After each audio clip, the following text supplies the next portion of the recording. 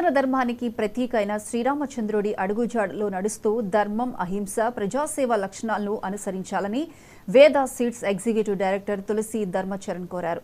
శ్రీరామనవమి సందర్భంగా గుంటూరులో శ్రీరామ ఉత్సవ సమితి ఆధ్వర్యంలో జరిగిన శ్రీరాముని శోభాయాత్రలో ధర్మచరణ్ పాల్గొన్నారు. ఈ సందర్భంగా ఆయన మాట్లాడుతూ ఈ శోభాయాత్ర 6 ఏళ్లుగా విజయవంతంగా నిర్వహిస్తున్నారని, ఈ సప్తమ శోభాయాత్ర అంగరంగ వైభవంగా జరగటం చాలా ఆనందాన్నిచ్చిందని అన్నారు.